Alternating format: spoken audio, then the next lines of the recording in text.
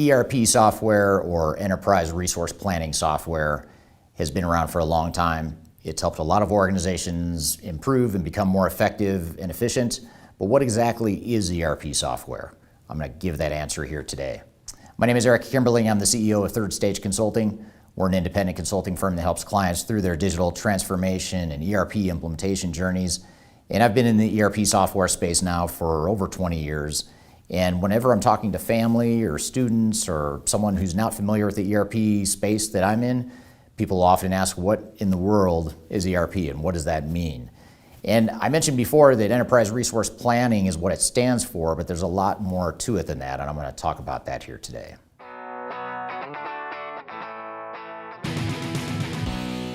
I mentioned that ERP stands for enterprise resource planning.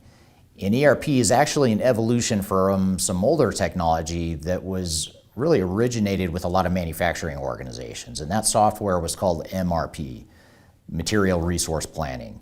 So the origin of MRP came to be when a lot of larger manufacturing organizations were finding that they were struggling with managing their entire manufacturing operations. They had trouble tracking customer orders and tracking demand, tracking what kind of parts and supplies they would need to purchase to be able to meet and fulfill customer demand.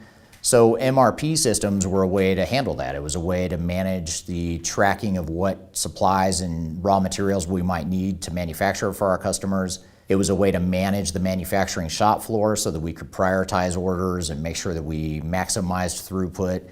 And it was really a way to address the whole movement in the 90s toward lean manufacturing and trying to maximize manufacturing efficiency.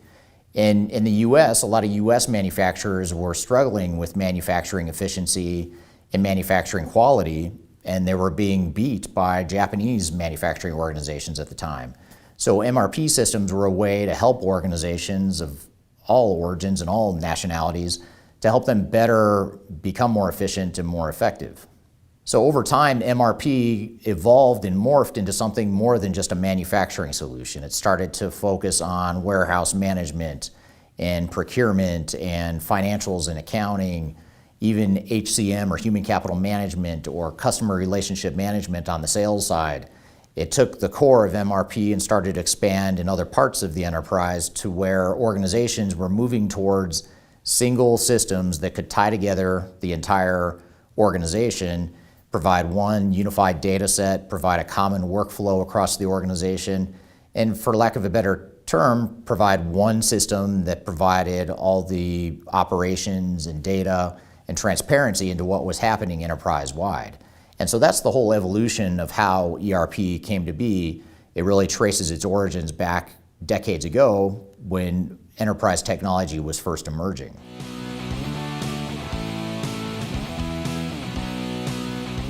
Now there are a plethora of ERP software providers in the marketplace.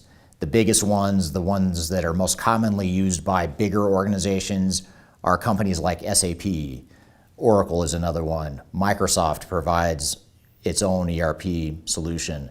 Those are the three biggest ones, and a lot of organizations and industry analysts will refer to those larger ERP systems as the Tier 1 ERP systems. Those are the ones that are typically better suited for larger organizations, multinationals, more complex organizations, multi-location types of organizations. Those Tier 1 providers are generally trying to provide a breadth of functionality that can meet the needs of those organizations. There's also Tier 2 ERP providers, and these are the providers that are more niche-focused solutions. They might focus on one industry, might focus on one set of capabilities. Just to give you a few examples, Epicor and Infor, for example, are two manufacturing ERP systems that are very common in the manufacturing space, but you don't see them a lot in other industries. You don't see them, for example, in a lot of financial services organizations or professional services organizations. They tend to focus more on manufacturing and distribution and nothing else. So that is another example or another segment of the ERP space, is that whole Tier 2 market. And then you have your Tier 3 or industry niche solutions that there are probably dozens or hundreds of different ERP solutions that fall into that segment. They're either smaller, simpler solutions that can provide capabilities to specific industries, or perhaps certain functions or capabilities within ERP. They may not even be providing full ERP capability. They may be focusing on just one small segment within ERP. And like I said, there's a ton of different options and solutions in that space. So overall, if we look at all the different types of ERP systems out there, there are easily dozens, if not hundreds, of ERP systems that can be used for your organization. Now, I talked about how ERP evolved from the need to have a single unified vision and visibility into how an organization works. And typically, the going-in proposition with ERP implementations is that you're going to have one ERP system that can do everything that you would need technology to do for your organization. Now, that is an ideal situation. It's a perfect world scenario, but the reality is most organizations have unique needs and unique challenges that can't be met by one single ERP system that's trying to be everything to everyone. So what the single ERP system model has done is it's created a niche or a void that's being filled by what we call best of breed ERP systems. And these are systems that are not meant to be one single ERP system that's going to be everything for everyone within your organization, but it might be that you're focusing on different segments of your business. So for example, within your sales organization, you might have CRM or customer relationship management software. Within your HR department, you might use a separate or a different human capital management software that specializes in that. And Workday, for example, is a good example of a system that provides just HCM capabilities. You might have a different system that provides financial and accounting capabilities. And you could also, in addition to those examples, be using a core back office ERP system to tie it all together. So best of breed systems is a common trend that we're seeing in the market. And it's in some ways more complex because now you have multiple systems that you have to tie together. But in other ways, it provides more flexibility. It provides more precise fit with what your unique business needs might be. And there's certainly trade-offs to both the best of breed model as well as the single ERP model. But when talking about ERP, it's important to look at the whole picture of what are those spectrum and continuum of options available to you in the marketplace.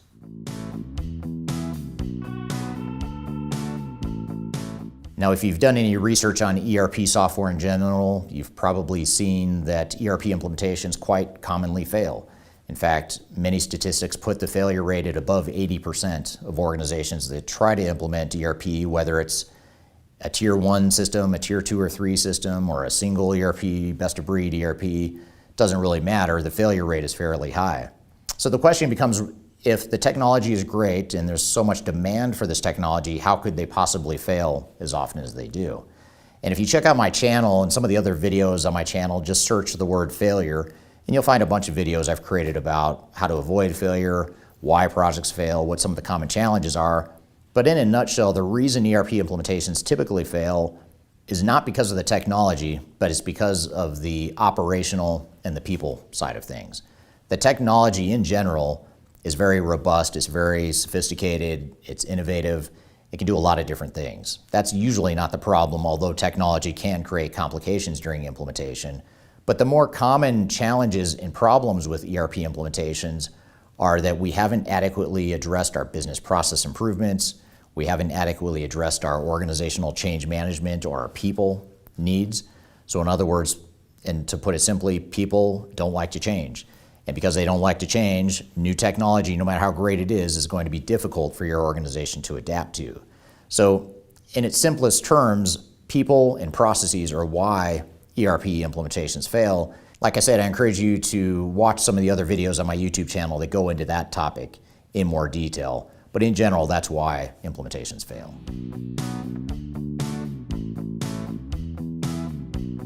So the question becomes, how do we implement ERP software? If most of them fail, what can we do differently to implement well? And to simplify and to summarize what I've also talked about in other videos on my YouTube channel, the first thing is to find the right software or technology that's the best fit for your organization.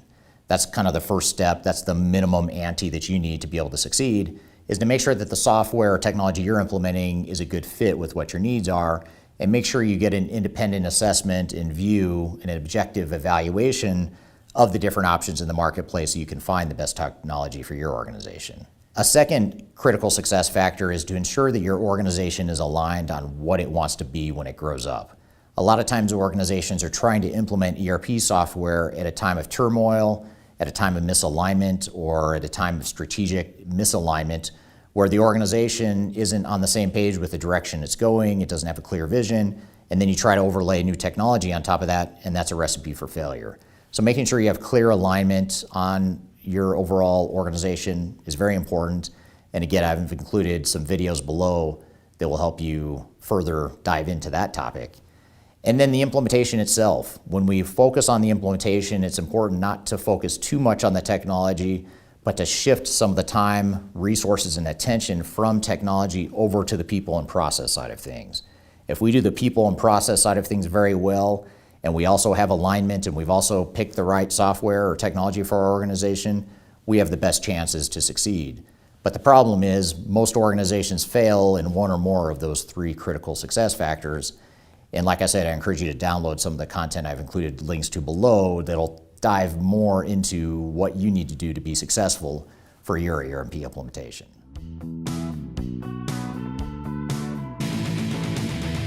So ERP software had its origins many years ago with some very simple types of objectives it was trying to accomplish. It was just trying to track inventory and orders and activities better within an organization. Sounds simple enough. But over the years, it's evolved into more than that. It's not only trying to tie together an organization, provide one common single source of truth for what's happening in the organization, but it's also now trying to introduce more advanced technologies and capabilities into ERPs. So for example, there's new artificial intelligence that's helping organizations automate some of their business processes better. There's machine learning that looks for patterns and exceptions to things as simple as accounts payable processing of invoices. Machine learning, for example, can automate the accounts payable process and use artificial intelligence to flag the exceptions or the things that look like outliers or the things that look like could be potential problems in your accounts payable invoice processing. So that's just one minute example of how machine learning and artificial intelligence is being used to take ERP to a whole nother level. You also have blockchain, which is being used by many organizations in pharmaceutical and food companies, for example. They need to track every raw material and part in an entire production process, an entire distribution process, so that if there's ever a recall or a regulatory problem, blockchain can be used to trace problems back to the supplier, and that's a new technology that's being provided. And then finally, one other common trend we're seeing is Internet of Things. If you have an Apple Watch and your Apple Watch is tracking your daily activity, that's an example of Internet of Things. It's tracking that information, it's storing it in the cloud, and what you do with that information and how information like that could tie back to an enterprise is very important. For example, a lot of manufacturing organizations will have Internet of Things type devices out on the shop floor that will be tracking data on the shop floor that will then tie back to the ERP system so that you can see complete visibility into what is not only happening within the corporate headquarters, but also what's happening out on the shop floor. So those are just a few examples of some of the trends that are emerging in the ERP space.